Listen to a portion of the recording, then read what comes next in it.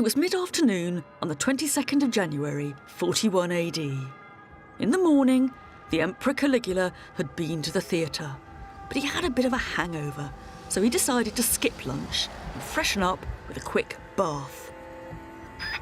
That's where he was going, all on his own, down a back alleyway in the palace compound, when he was jumped by a posse of soldiers. The first blow to his neck, or some said to his chin, didn't kill him. But the next 30 or so did. One nasty rumour said that the assassins ate his flesh. Caligula was just 28 years old. He'd been in power for less than 4 years. It was an extraordinary moment in Roman history. Only Rome's third emperor, it's Caligula, who has come to stand for the corruption, horror, and excess of Imperial Rome. Psychopath and depraved, he is said to have ruled by the sword, to have made his horse into a consul, and to have insisted he be worshipped as a living god. And ever since, he has become a template for tyranny, with chilling echoes right up to our own age. One of Caligula's favourite sayings was, "Let them hate me, so long as they fear me." But how much of his story is true? On the throne for just 4 short years, Caligula has left us little physical evidence. And to get behind the myths means a detective hunt for clues all over the Roman world. From the battlegrounds of his war hero father in Germany, to the island of Capri, where people said he was schooled in the art of imperial power, to the astonishing luxury of his life as emperor, I'll uncover a Rome full of intrigue, murder, and dynastic power, and come face to face with not just the monster, but the man. So who was Caligula? And why has he gone down in history as one of Rome's biggest villains?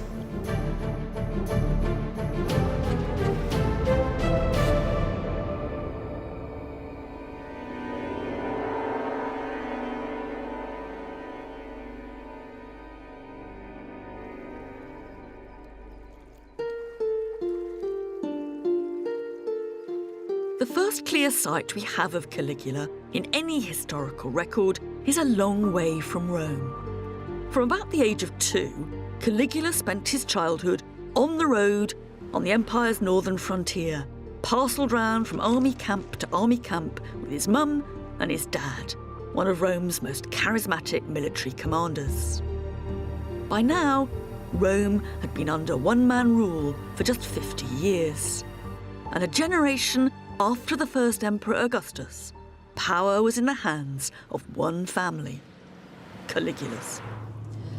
His father was Germanicus, the blue-eyed prince of the imperial family, the nephew of the Emperor Tiberius, and himself tipped for the throne. His mother was Agrippina, the granddaughter of the first emperor Augustus, who was himself the adopted son of Julius Caesar. In the world of ancient Rome, you didn't get more blue-blooded than Caligula. He was born Gaius Caesar Germanicus, a name he inherited from his father, meaning something like thrasher of the Germans. And these were the family fields of honour, the killing fields where Caligula's ancestors cemented their reputations and political power. Today, the Roman Museum in Xanten has been built not far from one of the legionary camps where Caligula spent time as a boy. Inside, there is a remarkable collection of Roman military gear, from medals of honour with portraits of Caligula's dad Germanicus and mum Agrippina dished out to soldiers, to what was then the most technologically advanced armour and weaponry on the planet.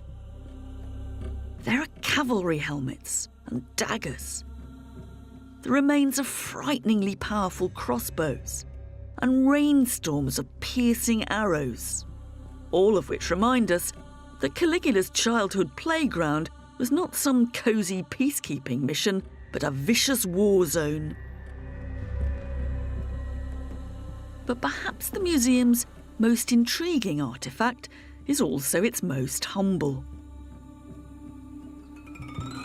This is a perfectly preserved Roman caliga, a standard army-issue soldier's sandal made of tough leather with hobnails on the sole. If there's one object that's really associated with Caligula, it's the caliga.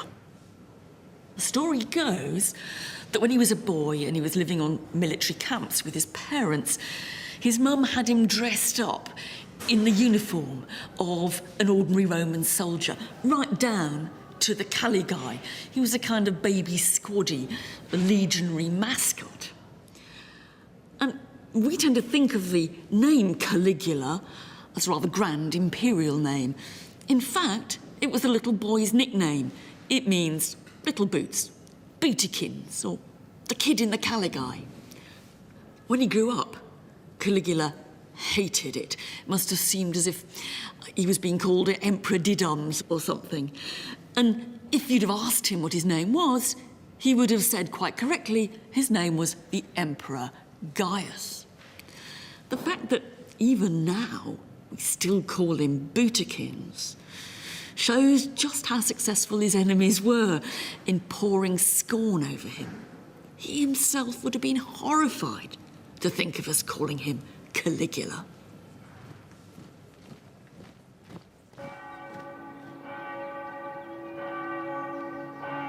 In the 1960s, in this small hilltop town in Umbria, a group of workers dug up an enormous bronze statue of Caligula's father, Germanicus, that once stood on what was probably an army parade ground on the edge of town.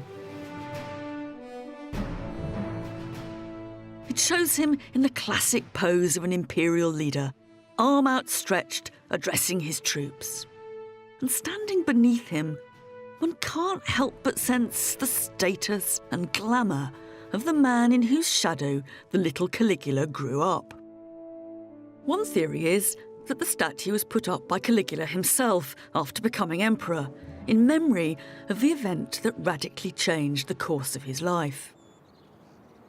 For in 19 AD, when Caligula was just 7, Germanicus suddenly died on a mission to Syria, poisoned, he claimed, from his deathbed by the Roman governor Piso, even perhaps under the orders of his own uncle, the Emperor Tiberius. When the news of Germanicus' death reached Rome, there was an absolute explosion of grief. Life stopped, it said. Ordinary people wept in the street. They wrote up on the walls, "Give us back Germanicus."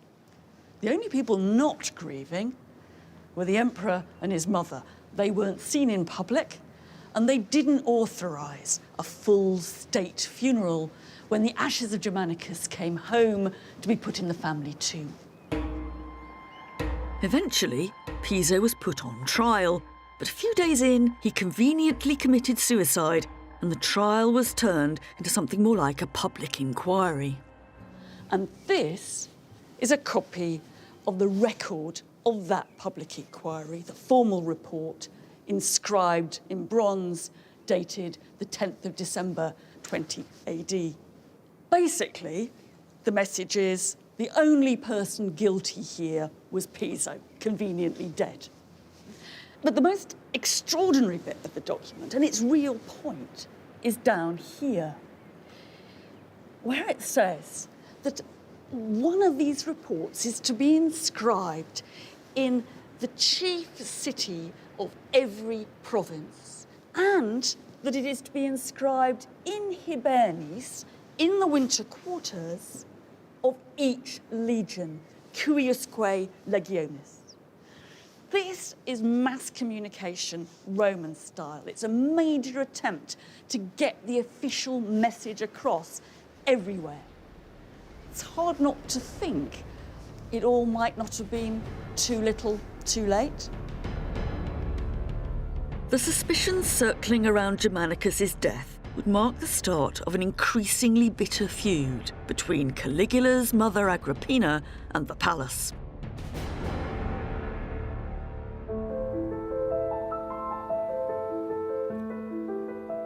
convinced that Agrippina and her sons were plotting against him, Tiberius banished her to a remote island off the coast of Italy. And shortly afterwards, in 31 AD, he summoned the young Caligula, aged 19 or so, to the island of Capri in the Bay of Naples.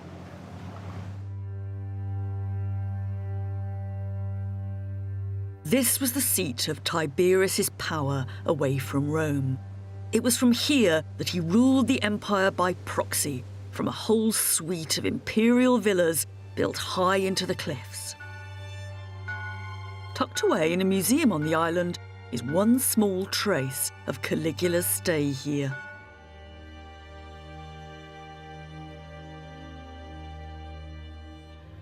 This may not look very much, just like a bit of old Roman brick stuck in a wall, but actually it's the only physical evidence that we have of Caligula's presence on Capri, because it's got his name stamped across it, Gaius, Caesar. And that raises the question of what he was doing here and why Tiberius brought him. And there have been all kinds of theories. Was he here to be under surveillance? Was he here because Tiberius liked the kid? Or was he here to be groomed to be emperor and learn to start building like an emperor should? Away from prying eyes, it was here, Roman writers later surmised, that Tiberius schooled the young Caligula in the dark arts of tyranny and excess. And the stories they told of what Tiberius got up to here are all fantastical sex and violence.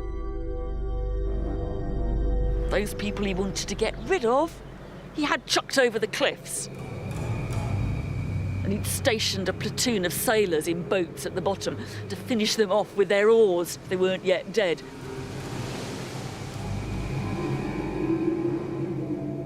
And for poolside fun, he had a troop of little boys, his little fishes, he called them.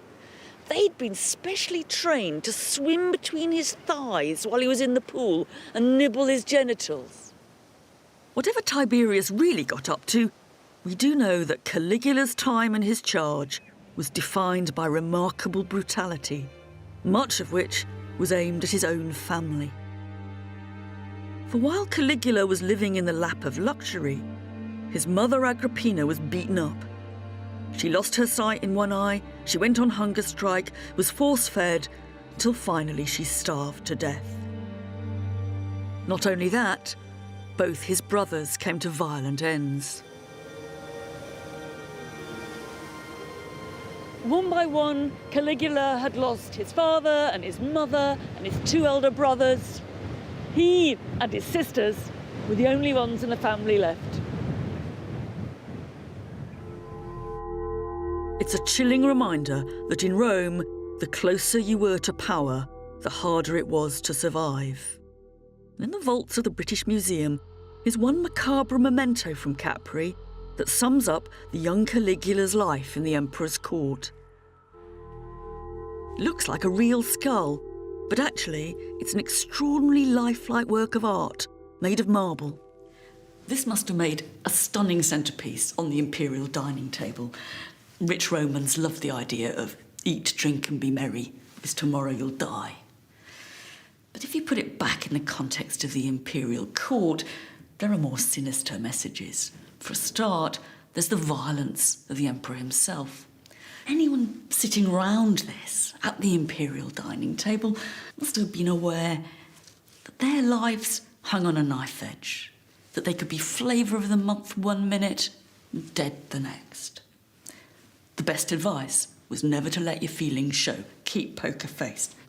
And there's a horrible story of an imperial princess who's dining one evening with her brother. He keels over, dead, probably poisoned. What does she do? What all good imperial princesses should do. She just goes on eating.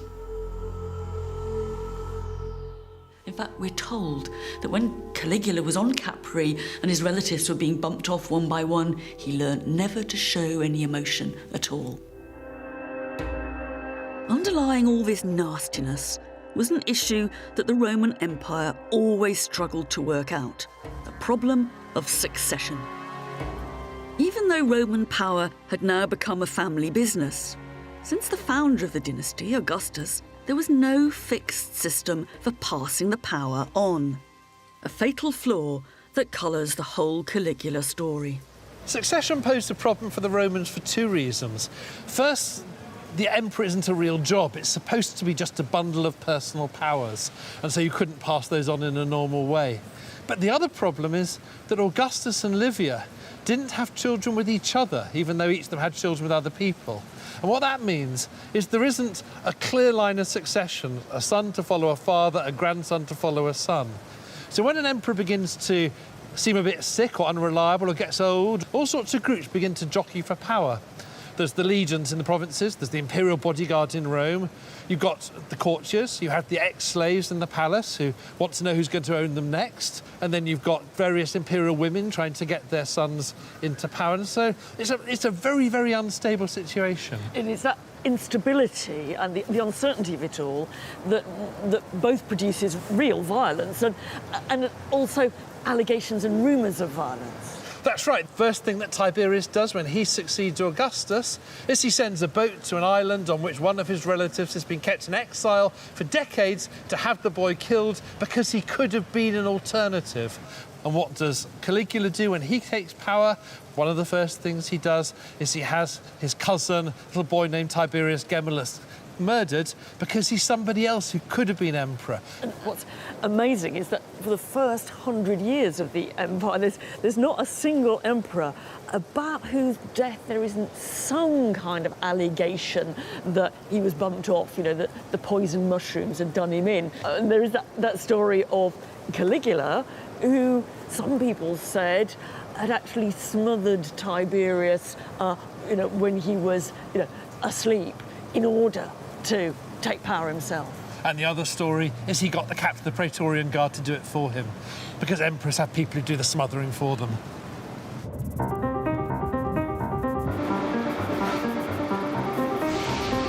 However Tiberius really died, 2 days after his death, on March the 18th, 37 AD, the Senate declared Caligula Rome's third emperor. He could now triumphantly return to Rome as the ruler of the known world. He was just 24 years old. At the time, he must have seemed the best choice. As the childhood mascot of the troops and the son of the great Germanicus, he had the support of the army. And as the great-grandson of Augustus, he could claim a direct bloodline back to the founder of the dynasty. And to the adoration of the crowds, one of Caligula's first acts as emperor was to make a huge play of these family connections. Braving the stormy seas, he made a great song and dance of bringing the ashes of his dead mother back to Rome, burying her with his own hands here in the enormous family tomb built by his great-grandfather, the Mausoleum of Augustus.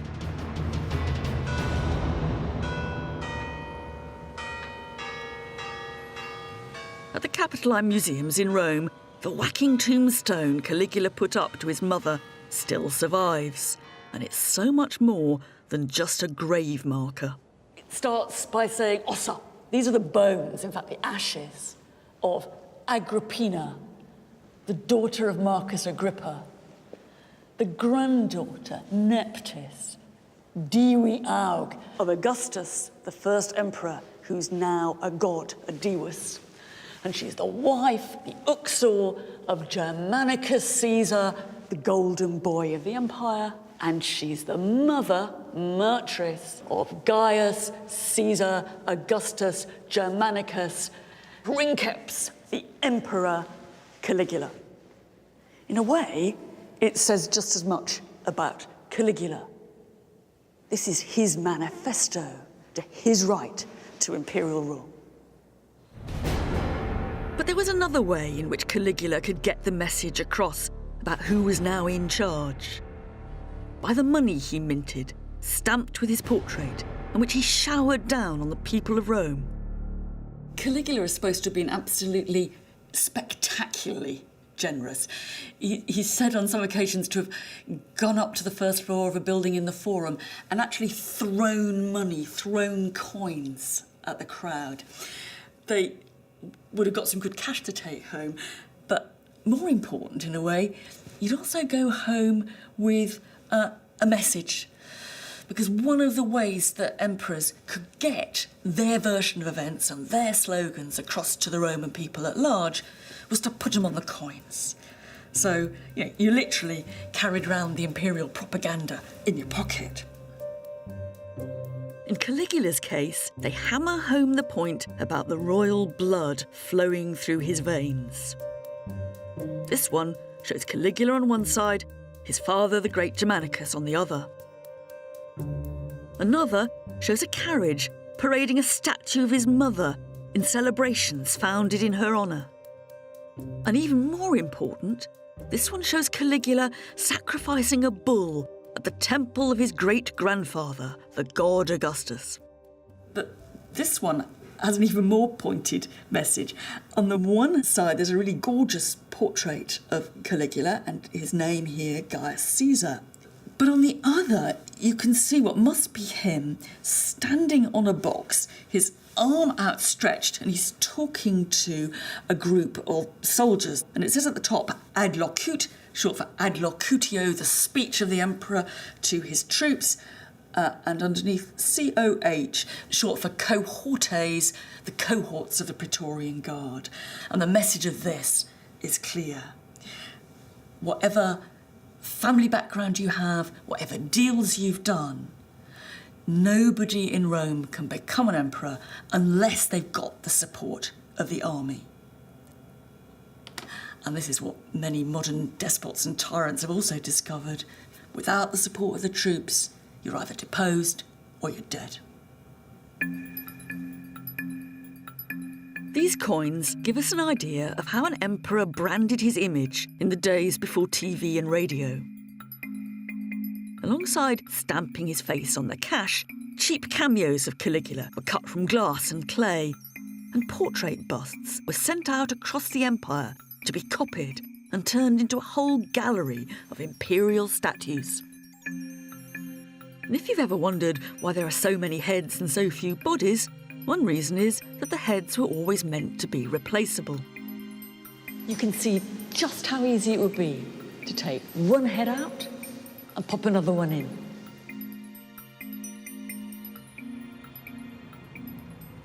Once established on the throne, one of the ways Rome's new emperors cemented their power was to build. And even if Caligula ruled for just 4 years, we know that some of Rome's most iconic ancient monuments started life under his watch.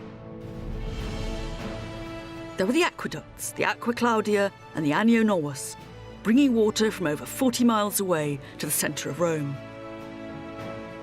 The obelisk that now stands in front of St. Peter's is also Caligulan, shipped over from Egypt on an enormous specially built boat. And then there was the most obvious statement of Caligula's power, the Imperial HQ on the Palatine Hill, whose Latin name, Palatium, gives us our own word, palace. Most of what we now see here dates from long after Caligula's death. His own building was destroyed in the Great Fire of Rome in 64 AD, but it seems that Caligula was the first emperor to remodel the imperial residences to make them more palatial in our terms. The emperor didn't just live on the Palatine Hill.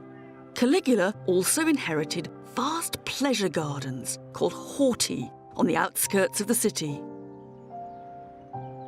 One of them, the Horti Lamiani, is still a garden of sorts in modern Rome, and it's the location of the only eyewitness account of Caligula in action that we have. It was written by Philo, a Jew from Alexandria, who had come to petition the emperor against political discrimination back home, and it's a rare glimpse of Caligula the emperor face to face with his subjects. When Philo and his delegation get to their appointment, they discover that the emperor's mind is actually on home improvements. And they traipse around after him through the gardens as he goes from pavilion to pavilion, planning his makeover. When they get his attention, they bow down to the ground. But it doesn't cut much ice with Caligula, who simply says, "So you're the god-haters who don't think I'm a god then?" And he follows that up by asking, and anyway, why don't you eat pork? One of the Jews thinks quickly on his feet and said, well, quite a lot of people don't eat a lot of things. I mean, some people don't eat lamb. I'm not surprised, said Caligula. It tastes horrible. And the flunkies all laugh. It's a wonderful and horrible vignette of the day-to-day exercise of imperial power. There's no cruelty here, there's no violence, there's even a bit of banter. But all the same, it's humiliating. Caligula's message is quite clear.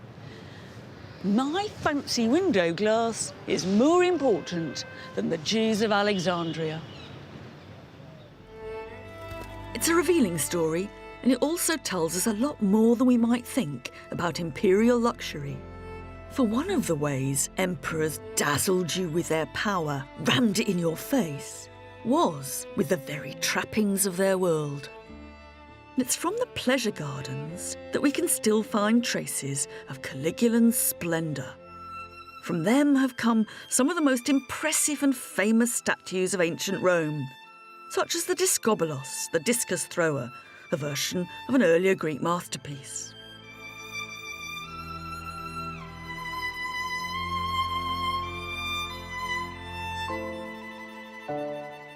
There's the Maid of Anzio, found at the palace where we think Caligula was born. And the sleeping hermaphrodite, a wonderfully urbane joke, the kind the palace just loved. On the one side, she's a luscious sleeping woman. On the other, she's definitely more of a bloke. And in the 1870s, excavators dug up an astonishing find in one of the imperial pleasure gardens that used to be Caligula's. Hundreds of precious stones, rubies, garnets, carnelians, bits of rock crystal and amber, embedded in amazing frames of filigree silver and gold. When this stuff was first discovered in the 1870s, no one could quite work out what it was. One idea was that they'd come across a throne room. But there's just so much of this stuff that I think we have to imagine precious stones literally embedded in the palace walls, twinkling in the lights at night, looking amazing, or perhaps a bit tacky during the day. We do know that Caligula was dead keen on pearls, and one contemporary witness says he actually used to like slippers with pearls sewn into them, which, if you ask me, is a far cry from those little military boots he started out with. It's a cute vision. A newly crowned emperor showing off his pearled slippers to his flunkies. But it's also another example of how the imperial family used the ostentation of their world to unsettle and disarm. This is one of the most iconic and impressive imperial paintings from ancient Rome, the so-called Garden Room, designed for Caligula's great-grandmother Livia, in whose home Caligula spent time as a boy. It's an impossibly utopian scene. The trees are all full of perfectly ripe fruit. Every flower is perfectly in bloom, and in the gloom of the flickering lamps 2,000 years ago, it'd be hard to know whether we were looking at a real garden or a painting of one. And of course, that sort of illusionism is one of the most impressive trademarks of Roman art. But it's also slightly unsettling. The blurring of the boundary between the fake and the real is one of the factors about Roman court culture that made it so scary. You never quite know whether what you're looking at is real or an imitation, pretense or reality. On the one hand, what you think is real turns out not to be. And there's a great story about going to dinner with Caligula, looking at the fantastic spread. It all looks wonderful until you spot that the food on the table is made of gold. It's very precious, but what are you supposed to do? Can you pretend to eat it? And on the other hand, what you think is fake can turn out to be deadly real. There's another story of Caligula having what looked like a practiced gladiatorial bout with an opponent with wooden swords, except that Caligula had a real weapon. So this all looks very impressive. It's all very lovely, but it reminds us that there's a more shadowy, sinister world of smoke and mirrors in the imperial court. It's a perfect example of the choreography of threat that lurked beneath everyday palace life. A threat, if we think about it from the Emperor's point of view, that worked both ways. The labyrinthine corridors of the palace were teeming with people, visiting dignitaries and spies to the collectors of the imperial rubbish. It must have been a security nightmare. How did the Emperor ever know who was who? And how did he marshal his own security? They did have a system of passwords. The Emperor would issue a new one each day, and you'd have to say the word if you were challenged.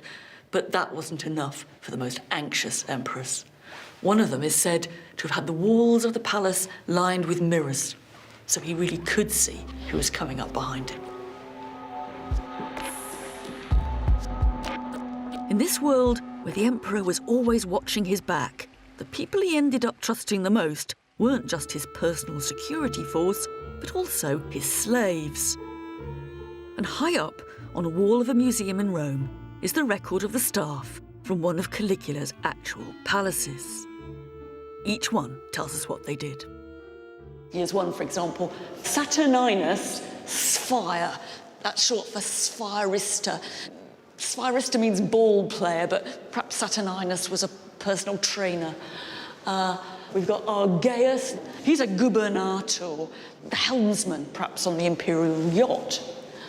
But perhaps my favourite of all is this chap here, Venustus Spec. Now, spec could be short for speculator, so Venustus might have been a watchman or spy, but it could also be short for specularius, in which case he was the guy who made the mirrors. It's a wonderful snapshot of the underbelly of court life. But it would be a mistake to think that they were just lowly servants. Some of them played a vital role in the palace's strategy of control and fear. Our fetus here, he's an invitator. He's the guy who controls the guest list at the palace dinner parties. Now, Roman aristocrats wouldn't have touched this kind of job with a barge pole. But these guys could have quite a lot of power. And Romans told quite a lot of sometimes wild stories about just how powerful these imperial slaves and ex-slaves were. Caligula's supposed to have had one called Protogenes, who carried around with him under each arm, with more than a bit of menace and a bit of ham acting at the same time, 2 different files, one labelled dagger, the other labelled sword, as if they contained the lists inside of who was to be put to death and how. It's not hard to see why the Emperor relied on these guys. They didn't represent a direct threat to him, they weren't going to become Emperor themselves, and after all, he owned most of them. But in the end, it didn't actually do Caligula any good.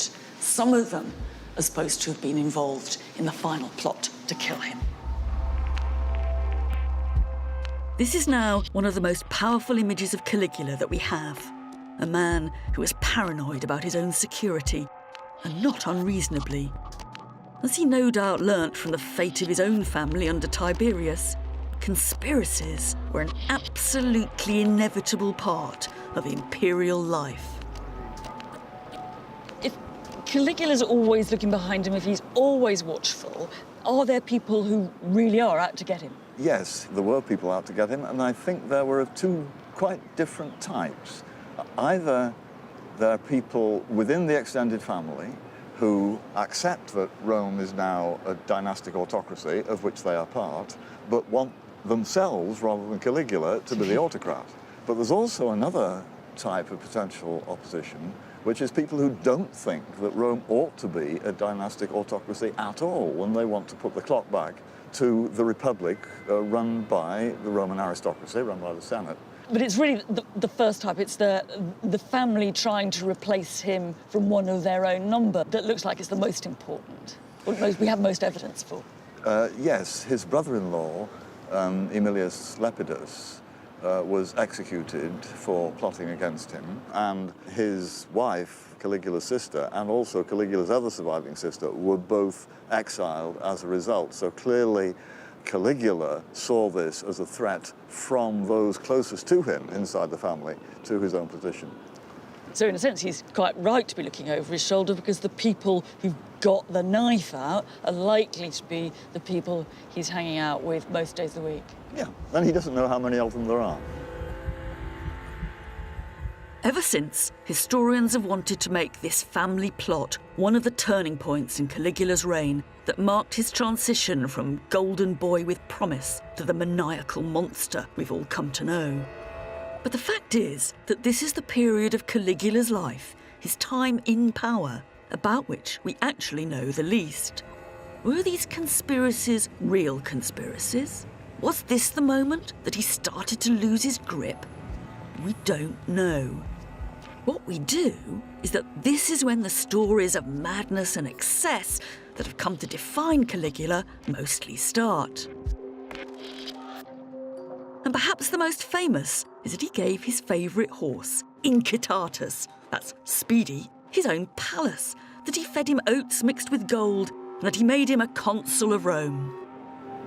The fact is that no ancient writer ever says that Caligula made his horse a consul. What they say is that he planned to, or that people said he planned to.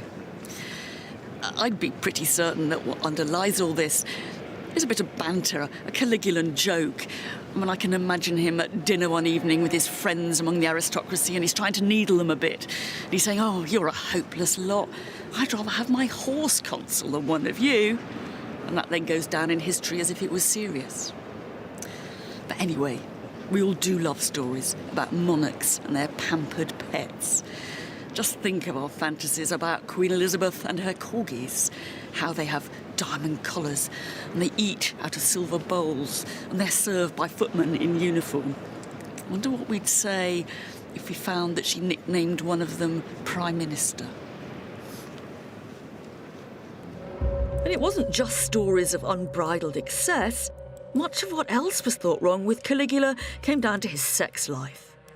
It was said he turned his palace into a brothel, loved dressing up in women's clothes, and was so insatiable for sex, he wore out his male partners. For us, Caligula has become more than anything a byword for sexual excess and perversion. We can hardly hear his name without conjuring up images of drunken orgies, sex in the wrong place, with the wrong people, with little boys, married women, virgins, and most notoriously, with his own 3 sisters.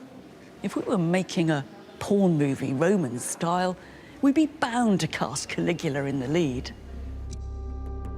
And if these stories have been added to and embellished over the years, they actually first appear in sources written years after his death, mostly by the 2nd century biographer Suetonius. And they tell us just as much about the anxieties of the Roman elite as they do about Caligula. So you get these tales about you go to dinner with Caligula, a senator, and you take your wife, and then in the middle between courses you suddenly discover that the emperor has gone out of the room with your wife, and they come back a bit later, they all look a bit flushed, and then the emperor says, "Oh, she's not very good in bed, is she?" Yeah, and I think associated with those stories, there's the account of how people come into the banquet. Caligula's, on his couch. People file past the end, and he acts like someone at a slave market, sort of checking out the girls, trying to decide which one he's going to select for later. So this is how the emperor shows his power, is by humiliating the elite in all sorts of different ways, and this is one way amongst many. But perhaps the most damning story was Caligula's incest with his favourite sister Drusilla, with whom, as a boy, he was said to have been discovered in bed by his own grandmother. There's no actual accusation of incest by anybody contemporary, absolutely contemporary with Caligula, is there? And even these, this Suetonius stuff where he's talking about Granny finding them in bed. I mean, it's quite interesting that even Suetonius is only saying, people used to say that. Yeah. The gossip was, whereas he's quite clear that incest took place. When it gets to the detail, it's all... Kept at a distance. Yeah. Yes, and I mean, I think even Seneca, who's pretty much Caligula's contemporary, he does talk about when Caligula's sister Drusilla died, Caligula's excessive grief for Drusilla, that he kind of doesn't know what to do with himself. He dashes off to the country, he dashes back to Rome, he tries to console himself with gambling, and he goes around in a terrible state. But he doesn't link that to perverse sexuality.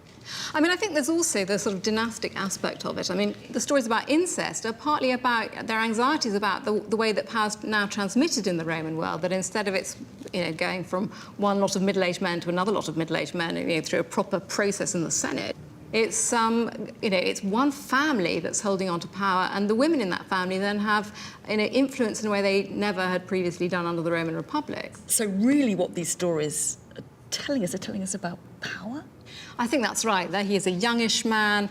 He's not a great military leader or anything like that, but he's got all this power as leader of the Roman world, and his relations with the Senate are clearly very uneasy. So that they tell all these stories about his outrageous behaviour.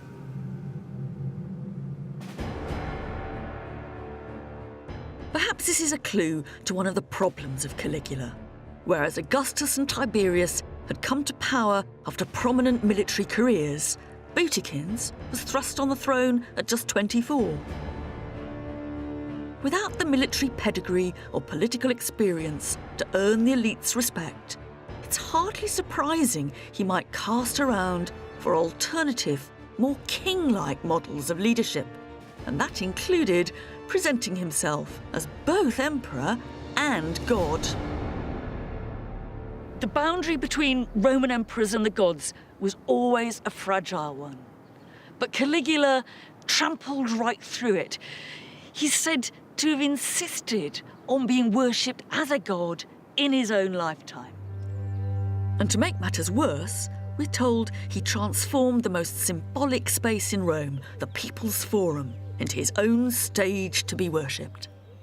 One story was that he turned the temple of Castor and Pollux into the porch of his own house, and used to go and sit there between the statues of the gods, waiting to be worshipped.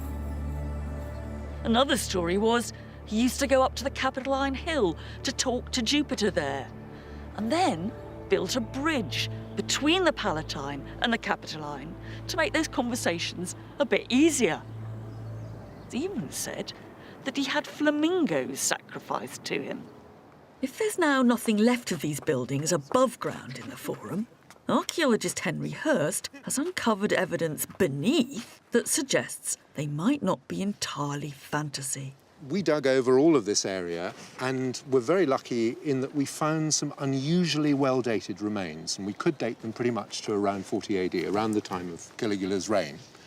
And what they consisted of was a large courtyard going that way towards the hill, and behind it a very grand room, and a grand courtyard. And then where we are, a big enclosure with a central monument, and the combination of that and this grand courtyard and room makes one think of some sort of a palatial complex. And on the other side of that wall is the temple of Castor and Pollux. Yes. So the story that Caligula extended the palace out towards the Forum and made the temple his vestibule seems quite possible, because these remains are huge and palatial and very close to the back of the temple. And what about Caligula's fantastical bridge to Jupiter on the Capitoline Hill, which, if true, would have spanned a distance of over 250 metres and been 30 metres above the ground? The sane and traditional view of this is that the bridge was just a timber footbridge which went from somewhere high up, using the roofs of buildings, and ended up over in the Capitoline, so you wouldn't find any traces archaeologically. But we have the mystery of what we're standing on. What it looks really like is a pier of the Roman bridge at Verona. These look like that quite a bit, so we thought, is this a bridge pier? And in favour of that is this question of levels, because the temple behind us there is 1 story up from where we are. There's also the story about how Caligula threw coins from the roof of the Basilica Julia, also 1 story up, and that was just over there. So it would be quite sensible, if you were having a bridge, for it to be effectively 1 story high, so that it could link these things all at first-floor level. So raised walkway, and then up to the Capitoline. And then eventually up to the Capitoline, yes. It's just a small block of marble, a tantalising clue to the lengths Caligula went for his own self-aggrandisement. But it also points to the difficulty we now have in separating fact from fiction. After just 4 years in power, there's little hard archaeology that we can tie to Caligula for certain. But there is one site not far from Rome where we can. This is Lake Nemi, one of Caligula's favourite places. And it's where all the myths come together. The uncontrolled extravagance, the divinity, and even the violence. It was known in the ancient world as the Speculum Dianae, the Mirror of Diana. And in the 1930s, it was the site of one of the most stunning finds in Roman archaeology. 2 enormous floating villas that were so large and so lavish that they've become the ultimate symbols of Caligula's excess towards the end of his reign. And unsurprisingly, it was Italy's 20th century tyrant, Mussolini, who spent a fortune raising them from the mud and installing them in a huge museum at the end of the lake. The shells of the boats were tragically destroyed in the Second World War. Now we've only got models, but much of the hardware still survives. No doubt whose boats these are. It says Gaius, Caesar, Augustus, Germanicus. These are Caligula's barges. It's a bit hard to know what a water pipe's doing on a boat. They can't be ordinary boats. Perhaps they're bringing the water to Caligula's hot tub under the stars. Suetonius has left us a vivid description of other Caligulan boats. So luxurious, they had jewelled prows, sails of purple silk, and bathrooms of alabaster and bronze. Long thought a myth, the boats of Nemi hint they might in fact be true. For alongside the naval hardware of the ships are glimpses of astonishing imperial luxury. There are rows of columns made from Grecian marble, sinister sculptures of Medusa heads and huge golden hands, beautifully sculpted mooring rings of wolves and lions, and balustrades cast in solid bronze. There have been all kinds of theories about what these boats were actually for. Some people have thought they must have been religious. Was it here that Caligula came to commune with the goddess Diana by the light of the moon? Or was one of them a temple to the Egyptian goddess Isis? Or were they just very lavish pleasure barges? Romans with too much money loved nothing more than to build out onto water. Was that what Caligula was up to? The boats of Nemi will no doubt always remain an enigma. But there is one place on the lake where Caligula's intentions come into sharper focus. All around the shore were dozens of shrines and temples that went back hundreds of years. And one of them raises troubling questions about whether he was a victim or actually a colluder in his own fate.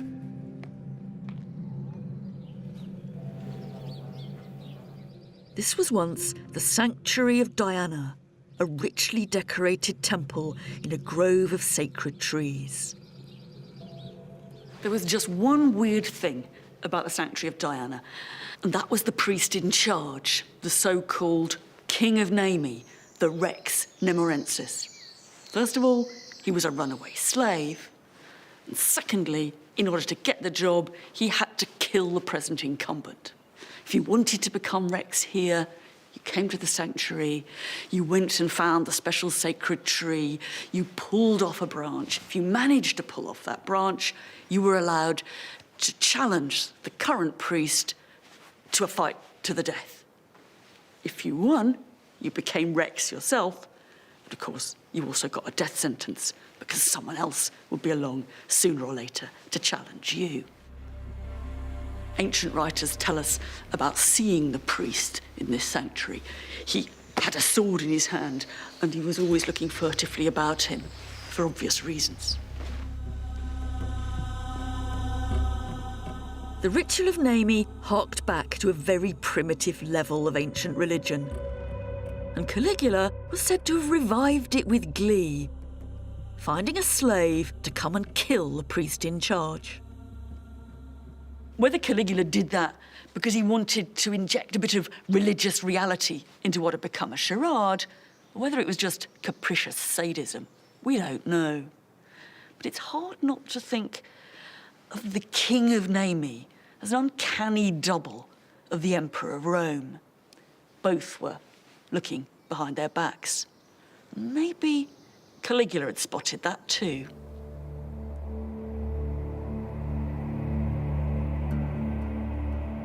However knowing Caligula might have been, in the end, it didn't save him. On the 22nd of January, 41 AD, he was assassinated after just 3 years, 10 months, and 8 days in power. And if the facts of Caligula's life might forever elude us, ironically, it's his death about which we know the most, thanks to a graphic account written by a Jewish historian, Flavius Josephus. Peter Wiseman is taking me to where he thinks is the exact spot where Caligula, the Emperor Gaius, was set upon by members of his own personal security force. He sees coming towards him a colonel of the Praetorian Guard called Cassius Chaerea, So he feels whom he safe. knows of old, whom he thinks is safe. Cassius Chaerea, however, is the leader of the assassination conspiracy. And Chaerea draws his sword and he brings it down as hard as he can. Gaius is staggering around, totally disoriented, and the guy who actually gave him the final blow was a man called Aquila. So he is the man who has the credit for the assassination of the Emperor Gaius, Caligula. Are people pleased a tyrant's Some dead? people thought that. What you have to understand about Gaius Caligula is that he was enormously popular with the ordinary population.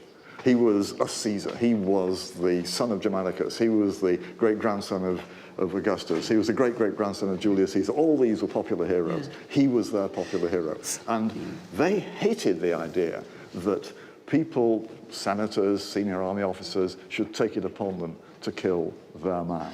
But there's a sort of irony to this, isn't it? Because this is not an uprising of popular will. This is a takeout move by the Praetorian Guard. Yes, a small group of senior officers who are also involving senior senators. It's a question what they expected to happen afterwards. It seems that Chaerea and the others were idealistic enough to believe that in killing Gaius, they would put an end to what we call the Principate. There wouldn't be an emperor anymore. But in the end, they get this very, very brief little flowering of what looks as if it might be about to become the overthrow of autocracy entirely and the return to the Republic, a little bit of debate.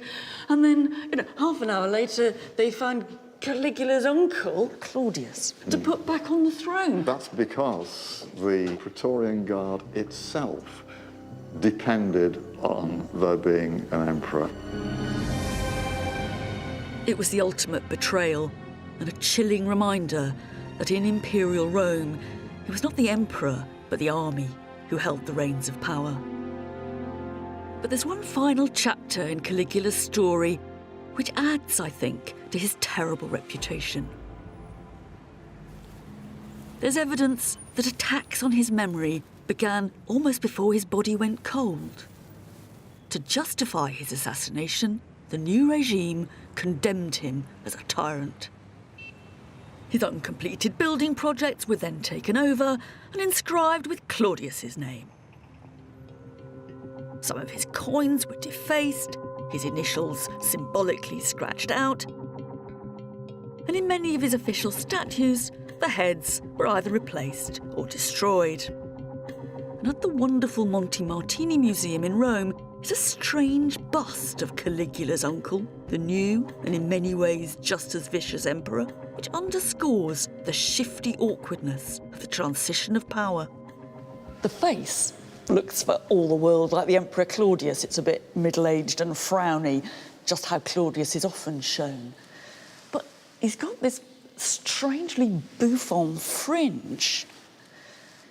And if you go up above him, you can see that whole bouffant hairstyle has been roughly chiselled off. What's gone on is that a statue of Caligula has been changed into a statue of Claudius. And it looks pretty weird, except if you imagine that this head would have been on a full-length statue. And if you get low down, well, actually, he works pretty okay as Claudius from this angle. Now, it's a way of saying Caligula is obliterated and Claudius is now on the throne. I have a sneaking suspicion that it also says, actually, the new emperor is only the old emperor with a recut face. This hybrid head gives us a clue as to why it has always been hard to come face to face with the real Caligula. In the bloody transition of power, his real face has got lost. And to find him, you now have to look for him in other ways. In the shadow of his heroic father on the battlegrounds of Germany. In the bricks of the palace on Capri, where one by one he lost his family. Or in the eerie luxury of his boats found at the bottom of Lake Nemi. And if what this tells us is that some of the myths may be true, the paranoia, the excess, even the self-proclaimed divinity, the rest we'll never know. Were the stories of murder and madness created as much by Caligula himself to further a culture of fear? Or were they spun, just like his nickname Bootikins, to blacken his name and to justify his violent assassination? Whatever the truth, it's in the story of Caligula that all the elements of tyranny as we now recognise it come together for the first time. And perhaps that's why he's left such a powerful imprint on our world. For almost 2,000 years now, Caligula's made people reflect on power and its abuse.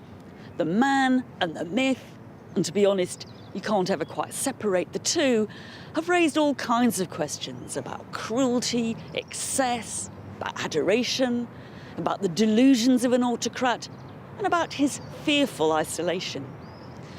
But for me, Caligula also turns the spotlight onto ourselves, about what our own responses to tyranny should be. Maybe there's a lesson. After all, when that group of disgruntled army officers decided to rid Rome of the monster, sure, they left him in bits on the palace floor, but all they got was more of the same.